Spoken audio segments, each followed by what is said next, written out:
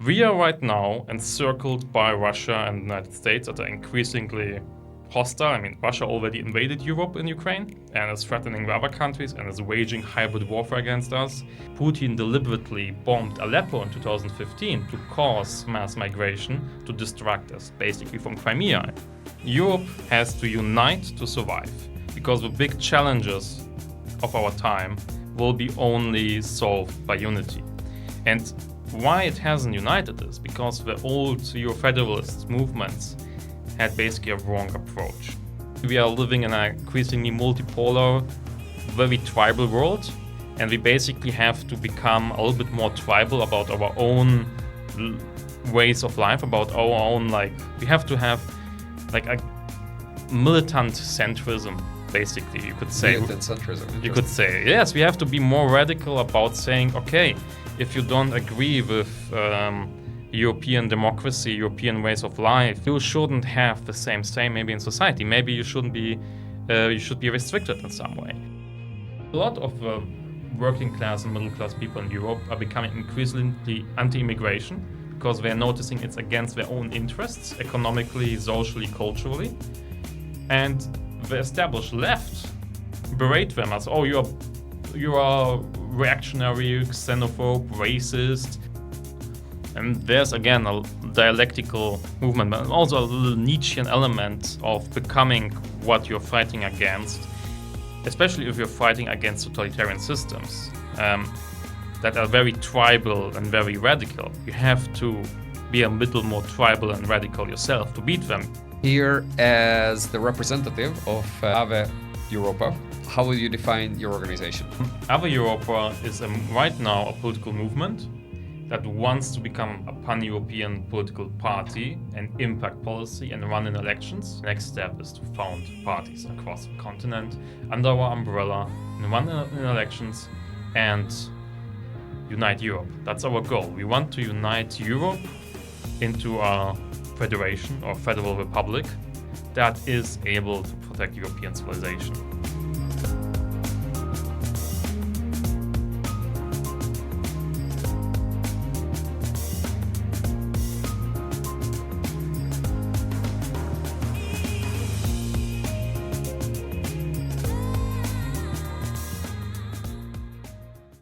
Hi, and welcome to the next edition of Beyond the Bubble.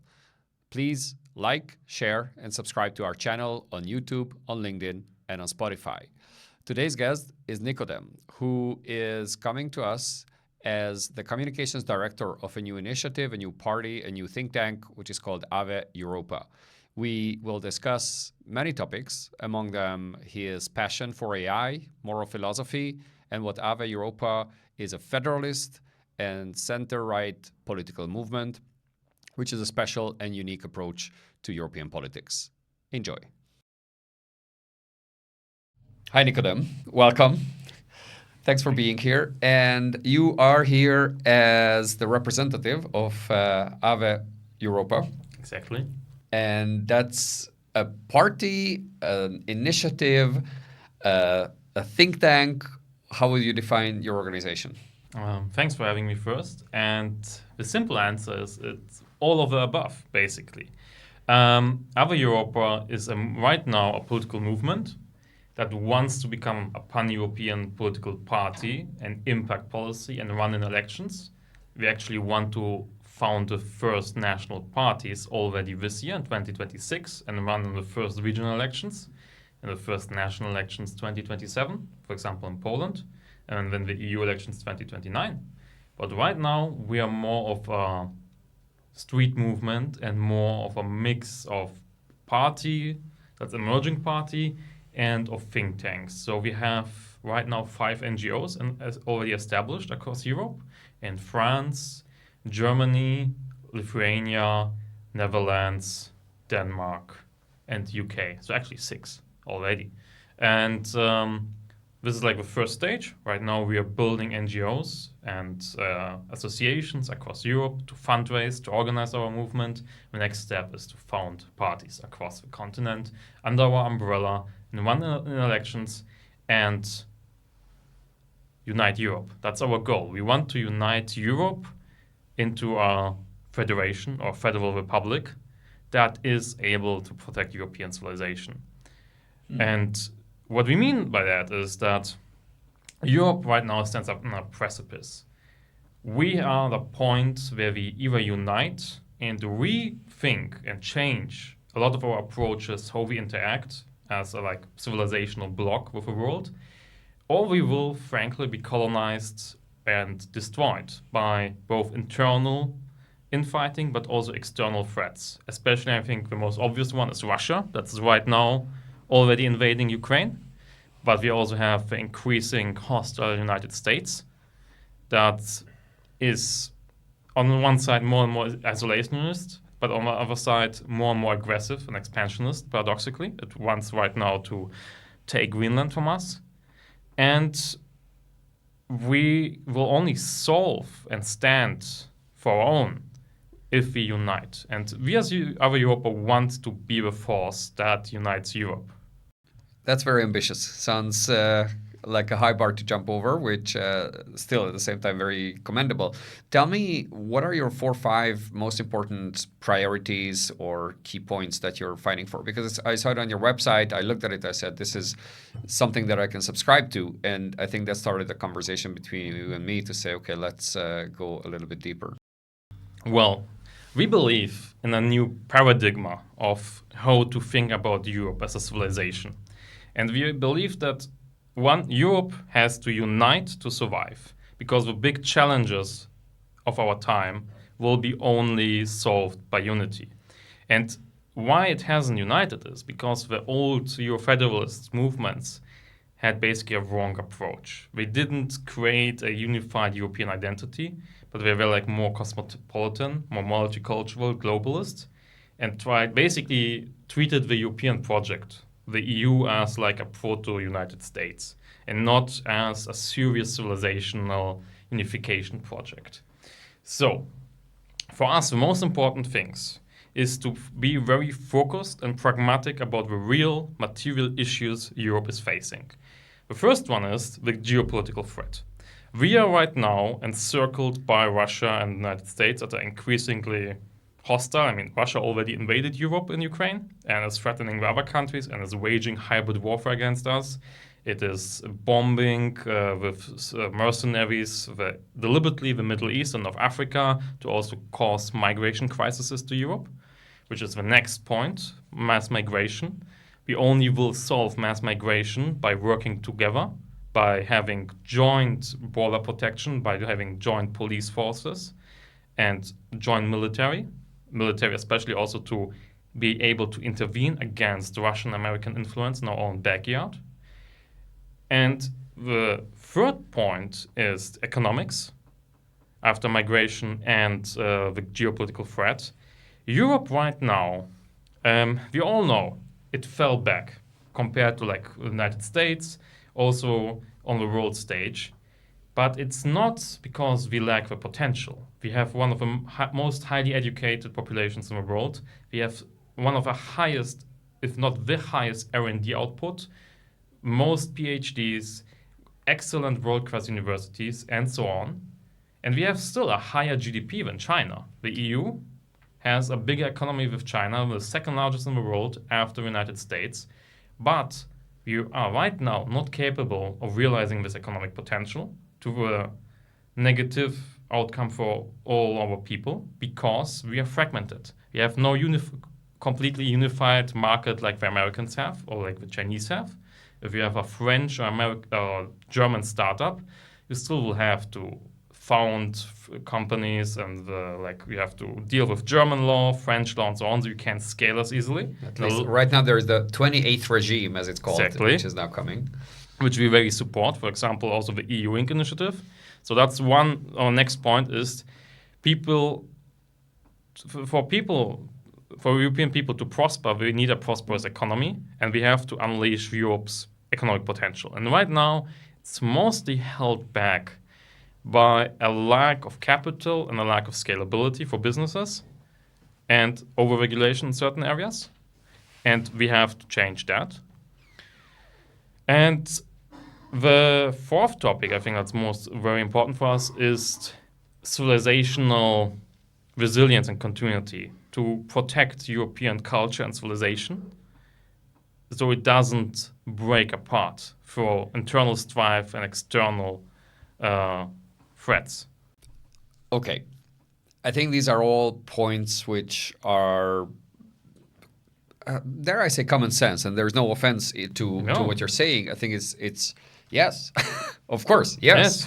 And even across the political spectrum, I think there's fairly broad consensus around most of these. The difficulty, obviously, is how do you do this? Because you say European culture or at its integrity, then comes the real difficulty to say, okay, what is it? What is it that we are truly trying to defend? Or you take the economic side. Well, there's a lot of still national protectionism because of well understood historical reasons and economic reasons and selfish reasons and all the rest. So it's not we're going to sacrifice certain or pool certain rules and regulations to the altar of the joint European level. Same with military. A French soldier is much less likely to fight in Estonia or in the Baltics, if it comes to that, God forbid, than someone from that corner of Europe. So what I'm saying is the ideas are there, and the effort is often there to the degree European institutions or other forms of cooperation are able to push towards it. Increasingly, the challenge is from the member states. It's from obviously the population, the general electorate just doesn't subscribe to many of these. So how do you overcome that real difficult part of that challenge? I think the common thread here is that Europe has a lot of potential, which it is unable to realize because what you're describing, this nationally protectionism, the fragmentation, and also the incentive structures. I mean, that we see that in the economy, but we see that also in the military. Is that French soldier nowadays is probably more likely to fight one day in the Baltics or maybe Ukraine or Greenland, in the worst case, than anywhere else and work together with other European nations. And Europe in total has, for example, a bigger military than the United States. We have more men, we have more tanks, we have a bigger military, but we have 130, 140 different military systems, where the Americans have like 30, which of course causes a lot of inefficiencies, a lot of extra costs because we don't have economics of scale. Like the French have their tanks, the Poles have their tanks, the Germans have their tanks. Instead of having the same tank model everywhere, we have basically luxury productions of models for each nation state. We have a lot of friction. And a lot of efficiency is lost and a lot of potential that if we would cooperate here, we would benefit and we would be stronger together as Europeans. And we are already in the same boat as a bloc in the EU, but we are failing to realize this potential. And why we are failing it? It's because structural incentives. Right now, if you look at how European politics is organized, the European Union, we have basically the nation states rule supreme. They are the most powerful institution of the EU, is the European Council. There, especially in foreign policy affairs, nation states have a veto right. So Orban, for example, can block things that Putin doesn't like, basically. Frankly, yes. Frankly, yes. And also in the European Parliament, we have only national parties. And that leads to like the European Parliament having right now over 200 different parties. I mean, they are organized in groups, but of course, they are from 200 different national parties. That's worse fragmentation than in the Weimar Republic. And how do you expect that to find efficient consensus? So, if you want to unite Europe, you need to overcome the national incentives. Because right now, a German party, for example, can campaign in the European elections on, for example, being anti-nuclear power, because Germans are skeptical of nuclear power, so German politician can campaign on that and go from the EPP maybe, go into the European Parliament on this campaign promise, but then he will be in the same group with French politicians who campaigned on pro-nuclear. And there is no common line. And the only way you overcome these national incentives, and also, for example, the incentives that we often see right now in the EU is like, if things go great, it's the national governments that achieved it, and if things go bad, it's the Commission who is to blame, or the EU is to blame, basically, is by having transnational parties. Because if you have a transnational party across Europe, it can basically say, well, maybe we lose a few voters in Germany by being pro-nuclear, but we will win them in Poland, Romania, and France, so we can think about what's the common good and what's in the interest of all of Europe, and what would be common sense for all of people. Because right now, what would be in the interest of all of Europe gets basically, there is no organization or no pan-European party that can bind it except of Volt right now. But Volt has the issue that Volt, and you see that with their current campaign with the United States of Europe, they are still stuck very much in the old transatlanticist, very multicultural paradigm, which is not capable of also fostering a European identity and garnering mass support. Because if you look at what they are concerned with, it's mostly like very niche, urbanite, academic, vogue topics, like the debate about the Gaza flotilla for 2 weeks or how to gender people properly, instead of actually talking about what matters for Europe. And that's like military, economy, migration, identity. And that's what we want to do at Ave Europa differently. What we see with the old European federalist paradigm that is embodied by Volt and the old parties, is to say, well, we take the concerns and the common sense of the majority of the people seriously and want to represent it, because right now there is no platform or party who does it.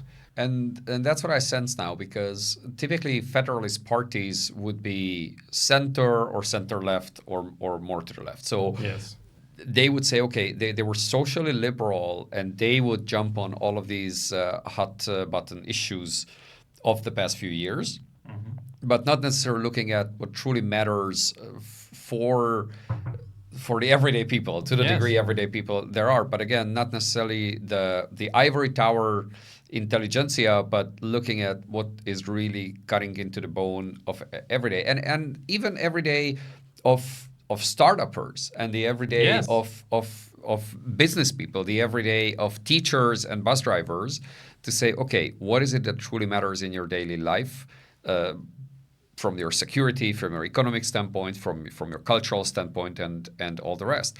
And those have not been have been federalists, but not necessarily addressing those hard-hitting topics. And you would likely be positioned in the center right in political terms, while being federalist. And that was a flip side of it, where the center right center right parties would not be very federalist in their stance, at least a little bit trying more to address those economic competitiveness, security issues.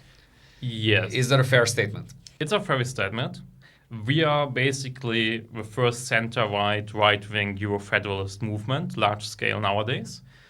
And I would also agree that traditionally federalists, especially the mainstream of the last 2-3 decades, is very center-left, leftist, green, which has a lot of reasons, but it wasn't always this case. I mean, with the European project started, the big European drivers of European unifications like Robert Schuman, Jean Monnet, Konrad Adenauer, Charles de Gaulle, Kalergi, Helmut Kohl, they were all conservative and right-wingers, the ones to actually drove the European project at the beginning. Also, like Britain, the UK, joined the European Economic Community in, I think, 1973 under a Tory government, while Labour opposed it, because back then the left was like, the European project is just here a capitalist project to exploit the national proletariat workers, here. And that basically, especially after World War II, European unification was a very conservative-driven project.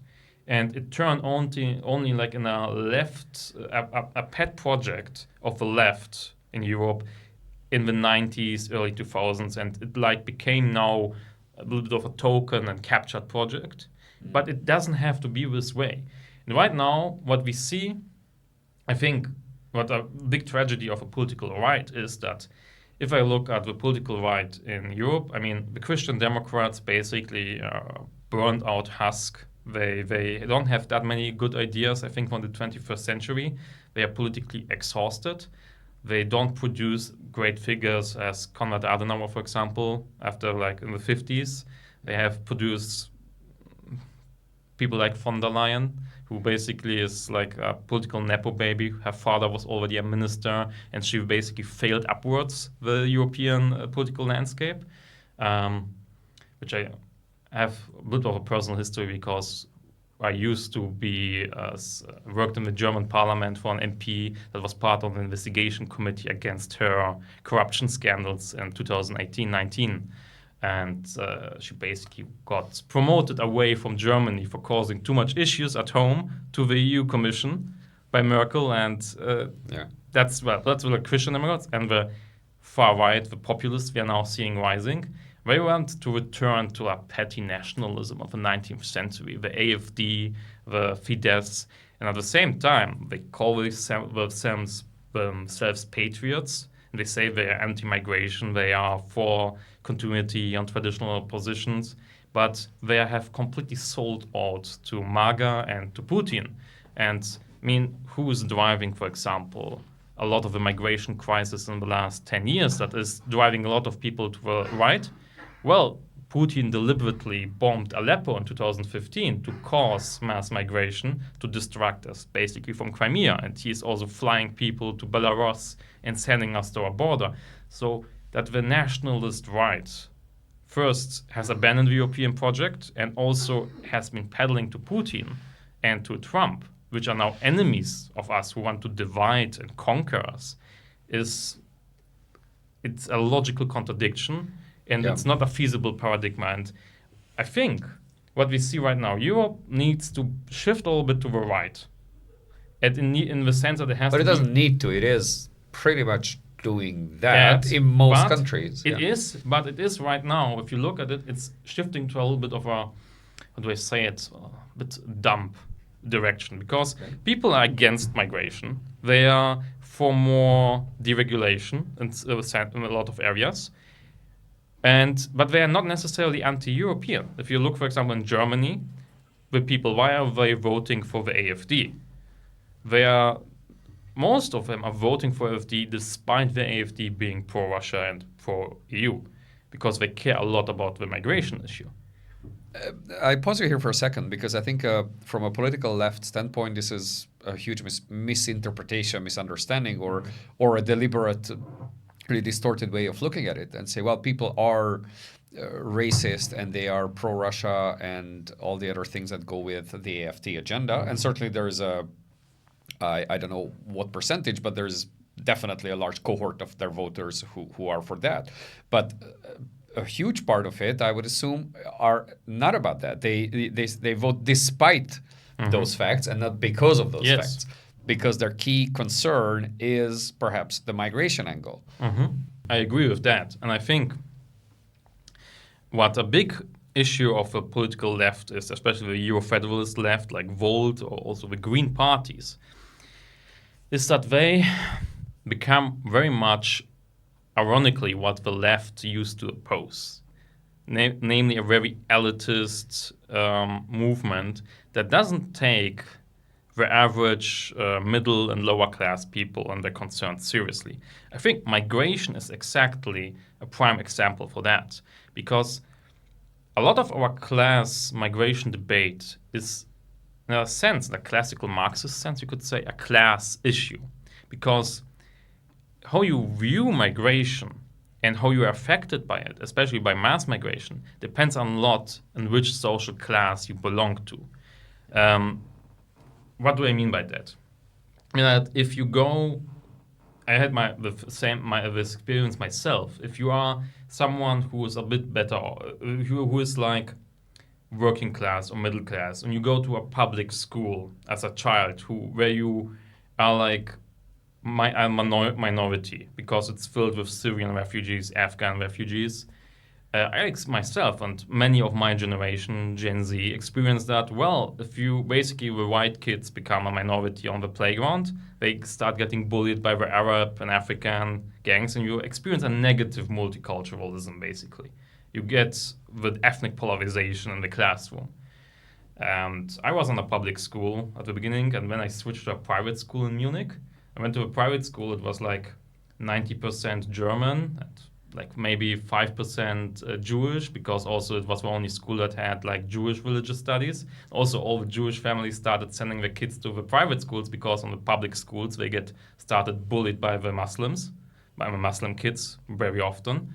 It's and you see like, and in these private schools, all the kids, I mean, I'm still friends with them, I graduated with them, a lot of them became very woke leftists because for them, multiculturalism, mass migration, first they don't experience like the negative first-hand externalities of like lack of social cohesion because they are still in this like segregated, very expensive bubble. And also, if you then work, for example, in a professional field, for example, you go to consulting, you go work at some global consulting firm, Deloitte, McKinsey. The foreigners, the migrants are usually people who share basically the same globalized monoculture. People that went to private schools. If you went to a private school in New Delhi or in Tokyo, Boston, Munich, London, you will have basically the same curriculum. You will speak the same language, have very similar values of this like globalized Anglo-Saxon liberal ideas. But that's like the reality for like the upper classes of Europe. For them, well, the foreigners, the migrants, it's another dude with a PhD that looks different and maybe eats different dishes, but it's basically just aesthetics. But now you look at the working class in Europe and the middle class. What does mass migration mean for them? If millions of people come to your countries from the Middle East, for example, Syrian refugees who don't share necessarily your democratic values, it means that suddenly you have as a neighbor an Islamist who is like shouting at your daughter for not dressing modestly. Your kids get bullied at school. The rent prices go up because you have more people coming in. The housing supply meets a higher demand. Housing costs rise up. You saw that especially in Germany. We have like now 5 million people more than was projected a decade ago because of mass migration, which means also we are lacking hundreds of thousands of flats and the prices are rising really fast. If you are upper class elite, like a von der Leyen who grew up in an aristocratic family with millions on the bank accounts, well, you just see your net worth increase because of the real estate you own gets more and more valuable. But if you're like a normal proletarian, you see like rent go up and you see the cost of living percentually. It's right now the highest I think it was since for over 100 years if you look at economic data for a lot of Western European countries. Yeah, this is the typical luxury belief phenomenon. Yes. Where you externalize the cost of your belief system because you're not directly bearing its consequences. Exactly. And of course it's super delicate because you can or will very easily be accused of racism or saying that there are prejudices being nurtured here. But if you again you look at many of that phenomena and say that the phenomena would be that the social integration, which is a perfectly clearly described challenge, without again going any further, say, well, if certain segments of society are not living together, you can look at crime rates, you can look at certain altercations from statistical information. There are many indicators of that. So this is what I'm saying, where it's not a personal prejudice being projected onto the world. It's there are metrics, there are numbers, there are ways of looking at all of these phenomena where you ask yourself, how well is it working? And if it's not working well, what can be done about it? And first of all, the very first thing is, let's talk about it. And let's talk about it with the right intellectual honesty, that this is a thing, and this thing needs to be addressed in some way or another. Yes. I mean, that's, I think, what we are seeing, the issue right now in Europe is that we are seeing a lot of people becoming very anti-migration and moving to the right, but they're not doing that as often like the liberal left parts of the establishment think because they are like evil or dumb. There are very clear incentives why people are moving in this direction. For one, they see that, like I said, we're getting basically in a Marxist way. We see like the proletariat is becoming class conscious of its own interests. And I mean, as a European worker or middle class member, it's not in your interest to see the housing supply getting squeezed by a mass of migrants. Actually, the opposite. The less migration there is, the cheaper the housing, because there's less demand. So you would actually find maybe a cheaper flat. Other thing is, you see the eroding social cohesion. There are a lot of studies from the United States and also from Scandinavia that show that in very culturally diverse areas, trust lowers, inter-individual trust goes down. And for example, companies that have a very multicultural, diverse workforce are less likely to have workers' unions, because it's harder to organize a union and to strike if you don't even maybe speak the same language and don't share the same values, right? So I think what we see, a lot of working class and middle class people in Europe are becoming increasingly, for example, anti-immigration, because they're noticing it's against their own interests, economically, socially, culturally. And the established left, especially like the European Federalists, the classical ones like the UEF, who have traced themselves back to Spinelli, who was also a communist, they, ironically, instead of taking this concern seriously, except of maybe in like Denmark, berate them as, oh, you are reactionary, xenophobe, racist, because you're anti-migration and we should open the borders and we should welcome the entire world. While, no, this is your belief because you live in a gated community and the costs are externalized, but it's against the interests of the majority of Europeans. And that's also, if we want to unite Europe as a civilizational space, we have to be clear about first, what's actually in the interest of the majority of European people. And that's, for example, having very strict migration controls, because for majority of Europeans, it's not in their interest to compete with the entire world. It's in the interest maybe of business owners to have lower wages because we have more competition with our higher labor supply, and have more asset appreciation because the housing supply gets squeezed and you get basically your wealth rises. But it's not in the interest of the majority of Europeans. So if you want to unite Europe, you have to take this into account. Yeah. And you have to abandon this elitist, woke, liberal mindset of we will let in the entire world, and if you don't accept that, you are racist or xenophobe, because people are not racists. They have objective interests here. And you can only unify people if you take their objective interests into account. And that's what we want to do at Ave Europa. Move away of this all virtue signaling, this woke, Americanized discourse, and focus on the real interests of European people. That's security, economy, regulated migration. And because only if we do that, we can rally around the same flag, right? You can't get a majority by ignoring what's in the interest of the majority of the people. And yeah, that seems to be increasing a prevailing political discourse, though it's extremely polarized and getting even more polarized in key European countries for the most part. So how do you see the European institutions, European Union's role in this? Because they definitely have a vital role to the degree they can make their ideas happen on the ground. So how does that come together with the member states? I mean, the issue with the EU and the European institutions right now is that on one side, they are very powerful, especially on the economic side, because they have a lot to say on trade policy and economic policy. But on the other side, the EU institutions are quite powerless because they, for example, have no real say themselves on foreign policy. It has to go through the Council, it has to be approved by the nation states, it can be vetoed, it has to be unanimous. So the EU at this point, I think what we want to do are two things. First, we have to have a paradigmatic shift in mindset.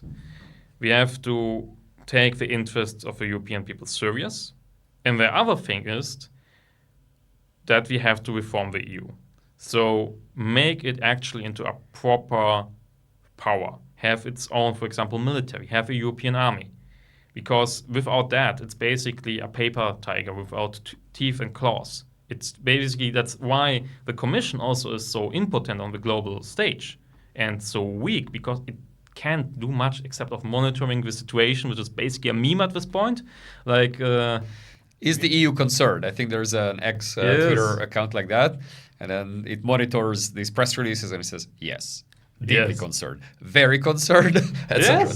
Different scales of that. Yeah, this was this great meme where like every hotel room has a European Commission chair, like the cuckold chair in the corner, right?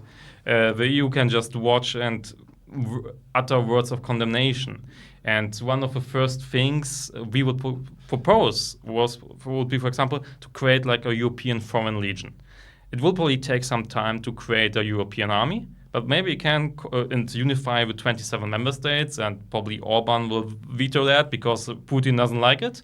But maybe let's start by integrating first maybe 100,000 soldiers and systems into one like foreign legion, following the French model, and using it as a united European force we can deploy to Greenland and also to Ukraine. Where does that leave member states? Is it because that level of ambition would need the regular overriding of key member states?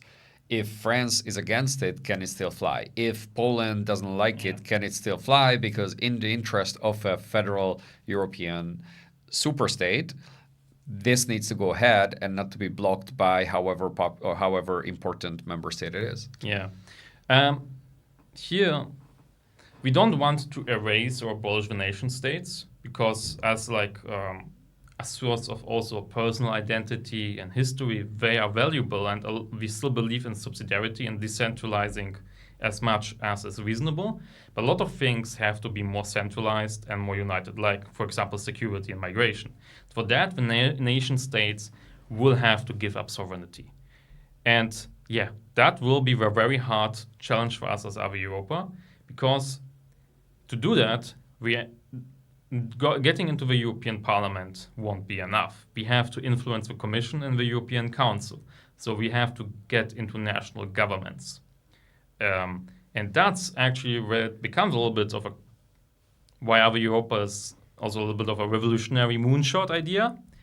We want to build political parties in as many nation states as possible, run in as many elections as possible, and as we grow the movement, we will, over time, become the most and best financed political party in Europe, because like a CDU in Germany or Fidesz in Hungary, it can only source its funds in its own nation. That's beautifully put. Source its fund in its own nation. Yes. Yeah, but it can only finance itself. No, I'm being sarcastic here because we know where. Yeah, I mean, Fidesz, the current ruling government at the time of recording, where they source their funds from. So yes, I mean, in yes, theory, that's definitely. In theory, they can only finance themselves from what they get from their own nation and get only members from there. In practice, there's a lot of Kremlin, Washington money flying around. Yeah, especially milking the taxpayers' money. And that too. But just from like members, we can get members in 27 countries, which no other party can do.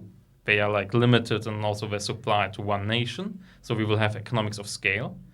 And that we can leverage to build bigger campaigns and basically outcompete the national parties and run in national elections. For example, 2027, Poland, October, we will have national elections in Poland. And right now we are building the Polish national chapter, and we will go very quickly to forming a party. We are right now collecting the starting team, because you need 15 members and 1,000 signatures. Yeah. And we want to set up a Polish party and organize in a way that it can run already 2027 elections. And our goal is to get into the Polish parliament and start enacting pressure there. And it's completely bootstrapped by some people that are basically so much in love in Europe and are seeing this mission as so critical that they say, I will devote my life for it. And that's basically what I did myself. I said, this is a real shot. There's a gap in the political market. No one else is doing this like more popular right-wing European federalism, but Europe needs it right now. So we will have to make some personal sacrifices, lead by example. If you believe in the idea, well, quit your corporate job, frankly, I was a bit sick of the cubicle anyway. So let's go into a startup. I was Reminds me of the classic joke of the ham and eggs, where the chicken contributes and the pig is fully committed. I think you're the one who's fully committed. Yeah, but we need some people, because we started like in March 2025 and we grew rapidly, and like in the summer of 2026 we had already like 300 members. And at this point, without some people committing themselves full time and saying, well, I will do this now 7 days a week basically, and that's what I'm doing. I wake up in the morning and I have like 400 unread messages. That's already a good sign. So there's traction. There's traction. We are right now over 500 members. We are probably be way past 600 at the end of January, especially since the December of 2025 we are seeing exponential growth, because I mean, Trump and Elon Musk, basically, the masks fell off. They're starting attacking the EU. Yeah, so I was going to say that what's happening with Greenland, with Ukraine, with geopolitics, and on the digital space, and in economy and all the rest, is ultimately going towards movements like yours to say, hey, we need to step up our game, but we need to do that not going to one extreme of a full nationalist break down the EU, quit the EU level, and not on the other end where, say, issues which are important, like climate change, like social justice, but it's definitely not on the top of the political priority list in 2026, given everything else. So finding a way where it's pragmatic and reasonable and yet federalist. So I think that's a very interesting niche that you're aiming at. I have one question about a term that you used already, and I'm curious what you have to say about it, which is European values, and what does it mean to be European? How would you define that? If not necessarily definition, but how would you describe or approach that? I think what's European? European civilization is a very distinct grown cultural paradigm that we have accumulated over the last millennia. I mean, Meloni actually in Italy said it very well. We have like Roman law, Greek philosophy, and Christian ideas. And French cuisine. I don't know if she said that as an Italian. She probably wouldn't. Probably Italian cuisine. Red wine, certainly. Being a culture that drinks wine certainly shaped Europe. I mean, we were like the Aztecs and the Mayas who like did mescaline cocktails and some hallucinogenic mushrooms and tripped in the desert, but we drank wine, and that impacted also our culture. And so it's not that easy to pin down what's European, but I think there's a certain institutional and cultural continuity of certain ideas, like, for example, republicanism and democracy, which emerged in ancient Greece and the Roman Republic, which are like constitutional for the European civilization, which you don't have. For example, foundational father of European thought and civilization is Socrates. Socrates basically questioned everything, and till the point that the Athenians executed him for being such an annoying questioner of everything.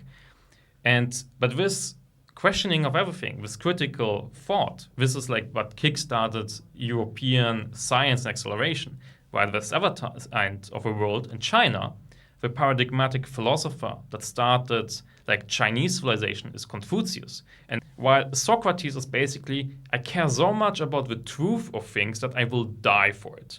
So the truth is the most important thing, I will die for it. Confucius said the most important thing is like social order. So you have to obey your parents, you have to obey your government. You shouldn't question things too much. And that's an entire different paradigm, and which led to like China being a very authoritarian society, a very strict hierarchical civilization to this day. Even if they do like socialism with Chinese characteristics, it's less individualistic like than Western left-wing thought. It's a very authoritarian way of view. And in Europe, we had these ideas of individualism, of critical thought, of debate and discourse on scientific inquiry, which led to also Europe having the scientific revolution and industrialization, while like China stagnated for millennia in the same technological and cultural level. Save for a couple hundred years in Europe with the Dark Middle Ages. But yes, definitely ultimately led to the Enlightenment and led to the scientific revolution and all the other social changes. So yes, I'm with you on that. One idea that came to my mind is often when we talk about the European Union and they say, well, the European Commission and to some degree the European Parliament, but definitely European Commission's written mandate is to represent European interests. And that is not really defined what that is, but it's more defined from the negative of what it is not. And it is not the particular individual interest of one member state. So maybe that's the definition towards the European way of life, as it used to be called under another commissioner or commission term. But what European identity is perhaps easier to define what it is not in so many ways, because, well, it is the respect for individual freedoms. It is a special relation between the individual and the governing forces, not just government as such, or between and with the institutions, right? Yes. There's a viewpoint diversity, but it is not an authoritarianism. It's not religious fundamentalism. It is not a singular way of determining how you are supposed to think and live your life, or at least not until now. And we see a lot of very destructive forces in society, political or religious ideologies, which are gaining hold and really questioning this. So I think that's another area where your movement and your way of looking at things comes into play to say, hey, we do not want that. We want to preserve something that has proven itself to lead to prosperous societies and prosperous individuals in a larger sense, not financial, but as a larger thriving sense. Yes, exactly. I mean, if you look at the European civilization, I think there's a constant also evolution, a constant refinement and accumulation of ideas and development. Like, as I said, we started with Socrates with his critical thought, but we also, well, myself, I'm not a true believer, but for example, the Catholic Church had a massive impact on European civilization by, for example, implementing the nuclear family and abandoning or abolishing and destroying tribal clan structures, which is something, if you look around the world, cousinage also was like banned by the Catholic Church already in the supposedly dark ages. One can debate how dark actually the medieval ages were. But by abolishing cousinage, which like is very common in many parts of the world, it's like the norm and like especially the Muslim world. Yeah, I think in Pakistan you have like 80% of all marriages are cousin marriages. Okay. And certain parts of Africa as well. The Catholic Church banned that in Europe, which led to the formation of a nuclear family, which then enabled the development of modern capitalism with hereditary family businesses, because it doesn't get like distributed on a clan, and also of an impartial justice system that doesn't organize like itself according to clan structures, but the individual. So we have accumulated a lot of these techniques, but which are very valuable, and I think, as you said, a path to continued prosperity. But in some areas, probably we went you can get very Hegelian now with dialectics. Every idea has the seeds of its own destruction. And in Europe, for example, one of the central tenets of European thought is like egalitarianism, especially since, it's already in Christianity. Every human is created in the image of God and as an equal, especially after John Locke and Rousseau and the Enlightenment. And egalitarianism became very important to us.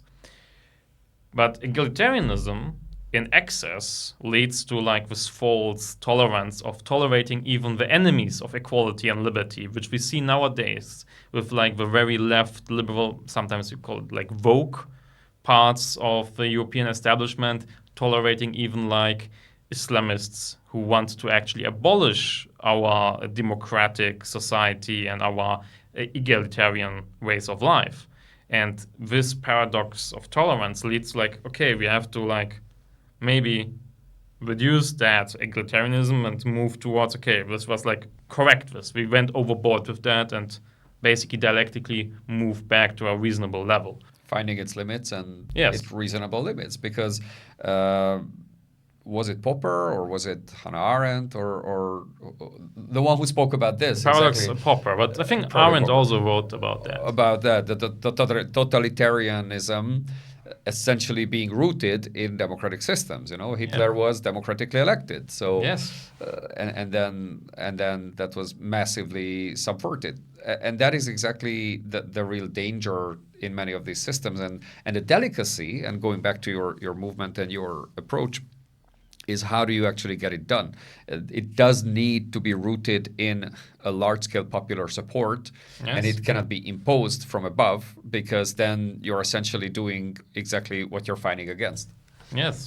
But in some ways, sometimes, if you want to, and there's again a dialectical movement, but also a little Nietzschean element of becoming what you're fighting against, especially if you're fighting against totalitarian systems that are very tribal and very radical. You have to be a little more tribal and radical yourself to beat them. You That is exactly the danger there, right? That's Like the they danger. they pull you into the playing outside the frame. Yes. And then this is the challenge in European society. So how do you protect yourself against someone, and I mean, systems and movements and ideologies that are deliberately doing guerrilla fights and doing methods outside of the frame without you, or while you want to respect your own democratic principles.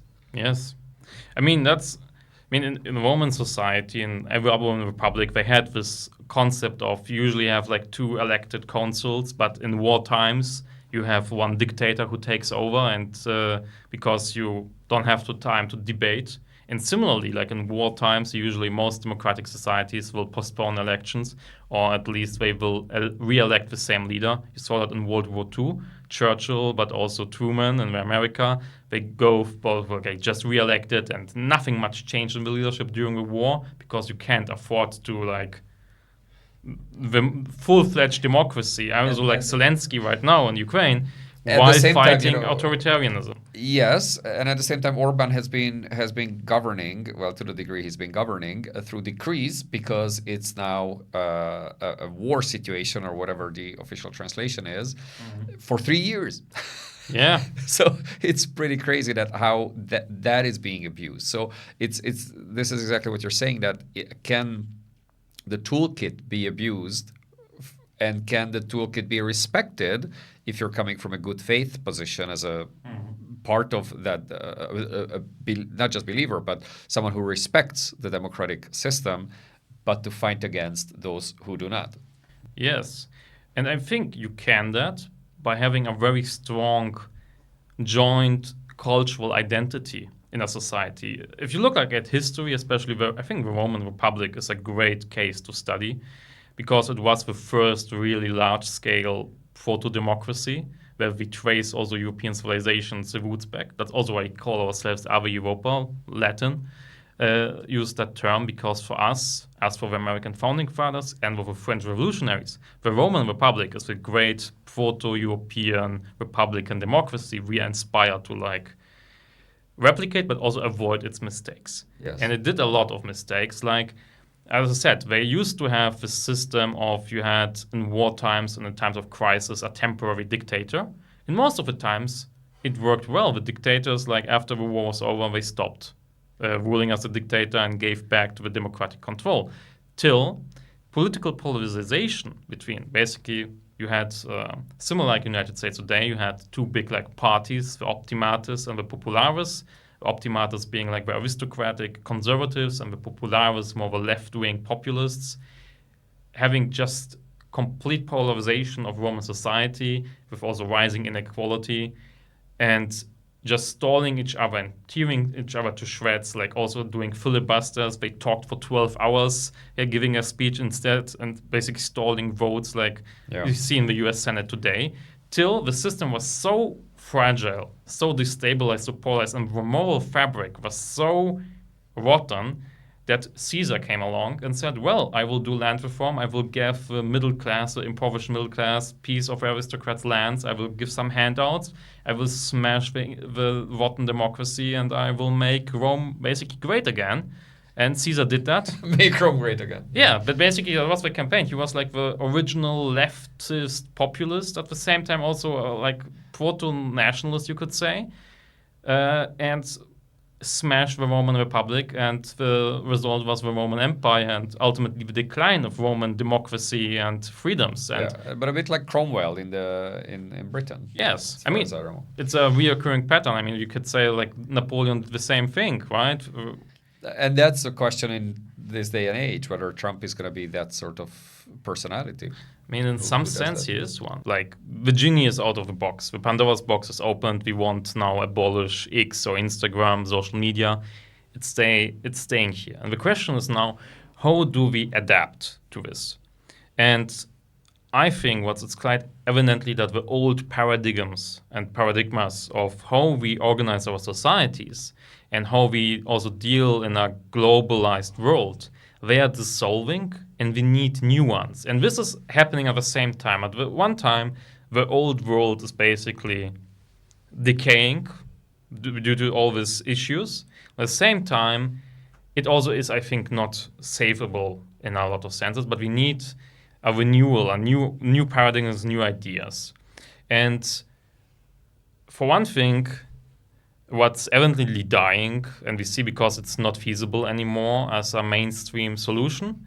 In the last 10 years, it was what some people call wokeness, or like very globalized, multicultural, blind tolerance to basically all ideas, all people, everything is equal. And even if you are a patriarchal Islamist, you can be a part of liberal democracy. That idea, this paradigm that I think peaked like in probably 2020, 2021 when we had the George Floyd protests, that is dying because we see we are living in an increasingly multipolar, very tribal world, and we basically have to become a little bit more tribal about our own ways of life, about our own, like, we have to have like a little bit of like a militant centrism. Basically, you could say. Militant centrism. You could say, yes, we have to be more radical about saying, okay, if you don't agree with European democracy, European ways of life, like women have equal rights to men, and so on, you shouldn't have the same say maybe in society. Maybe you shouldn't be, you should be restricted in some way. Another thing what we also say is that what we see is that the old reactionary paradigms, like the sovereignist nationalists, I think right now we have this big two paradigmas in politics. We have the very globalist, multicultural paradigm, and the other one is this reactionary nationalism. Let's go back to the small nation state. Let's think about our old traditions and try to revive them. Like you have the National Rally in France or the AfD in Germany. They too won't work because there's a reason why these old traditions and values are breaking down. They are, and in a world where you have civilizational super states like China, United States, Russia, India dominating the geopolitical field, doing mass propaganda operations on social media, small European nations like Poland, Hungary, Germany alone, they will be just vassalized, colonized, and also divided even more. And this both big, I think, political paradigms, they are dying. And that's where like my current project comes in, which I actually wanted to talk about. We're getting to it. Ave Europa is that we want to build this new civilizational paradigm where we think about how do we organize European civilization, our European societies in a way that they become resilient against this change and also adapt to this change, because there's, I think, no going back to the globalized order of the America as a benevolent hegemon, which frankly probably never really was. It was just on our side, basically. It was on the side of democracy because it was useful to fight the Soviets. But it has its own interest and we're not aligned with Europe anymore. And on the other side, going back to this small nation state from the 19th century was also not feasible. So that's what we are working on Ave Europa, building a new civilizational perspective on how we can make European society adapt and resilient in this storm of change we are living through.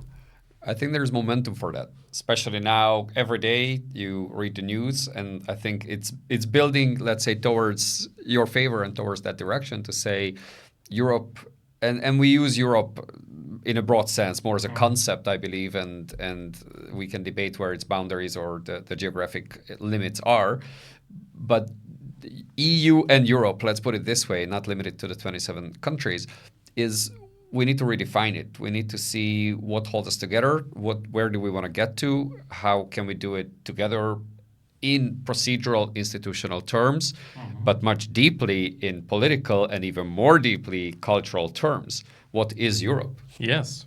I mean, but also not only in cultural terms, but really pragmatic, material ways. Because if you look like at Europe right now, we are facing several fundamental threats.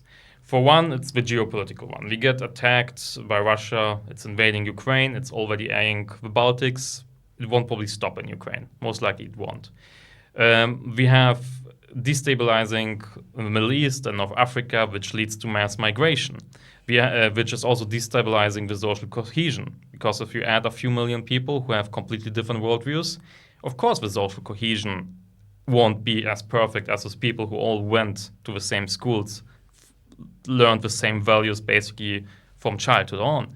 And on the other hand, we have still the threat from America. So we have this geopolitical threats of American, Russian imperialism, mass migration, destabilizing region.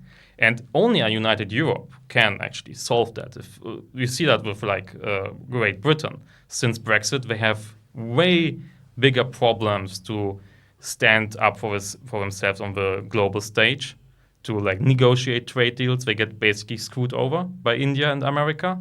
They also have a way worse migrant crisis right now because they aren't part now of the system of the EU where they have shared databases.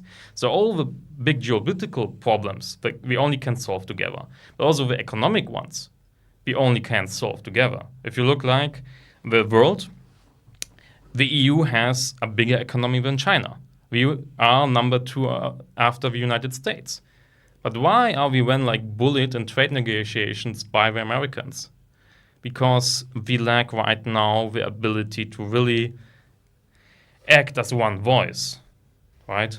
Even though in trade we have all the tools and everything, but certainly formally and institutionally, but the content of it is so much decided in Berlin and in Paris and in key capitals. Yes, I mean, right now, when we are recording this, it's the 20th of January, so maybe it's out of date when this podcast episode goes live. We'll see when we can air it. We'll try to do it. Yes. Do it soon. But we have right now Trump threatening 8 EU member states with tariffs because Germany, France, and so on said you shouldn't invade Greenland, and we sent some troops there.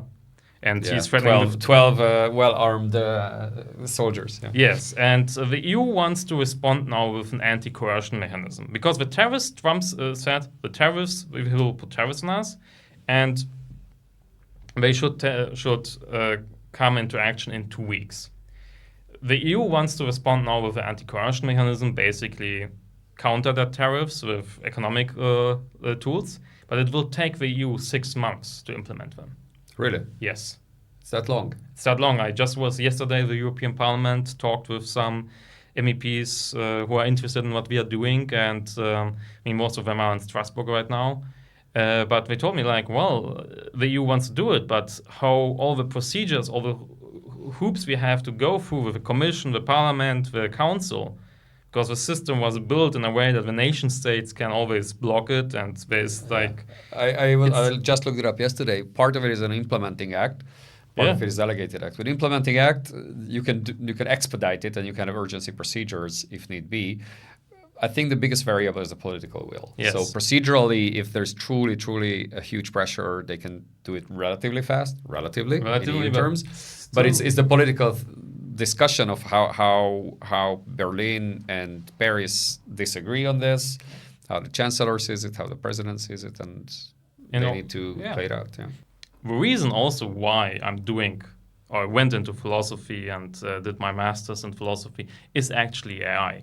I started first with studying psychology and communication, and I worked a little bit in politics. And at this time, that was like 2018, 2019, the first like proto ChatGPT models. ChatGPT 2, I think, was released, the beta. Almost no one really paid attention. I tested the beta back when I did like an article as a young journalist on it. And I had a meeting with John Mackey, the founder of Whole Foods, the American supermarket chain, at a think tank event in Berlin. Was a young assistant to an MP doing an internship in Berlin, and at the think event, I ran into that guy, and we had a discussion because he has studied philosophy, and he did a lecture about, well, right now you don't see it yet, but in the next years, computer science will advance more and more, and we will have more and more AI tools. You see, we have already this ChatGPT models, the first ones. And the more this happens, everyone will have access to all the knowledge in the world. You will just ask an AI to get the information about, for example, how does some technical thing work. And the most important skill you will need is not to know things like deeply and have memorized them, but way more important will be critical thinking skills.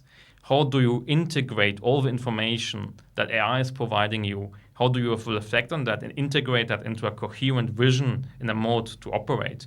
And right now, the only subject to study that teaches you that is actually philosophy, where you have a rigorous training on logic and critical thinking. And I was already wanting to study philosophy. I got a little bit bored of psychology and communication because it was not generalist enough, and I'm interested in everything because everything ties together, and I want to have a whole view of the world to understand it. Also because I'm deeply passionate about politics, and I think you can only do good policy and politics if you understand how it affects the world, and for that you have to understand the world.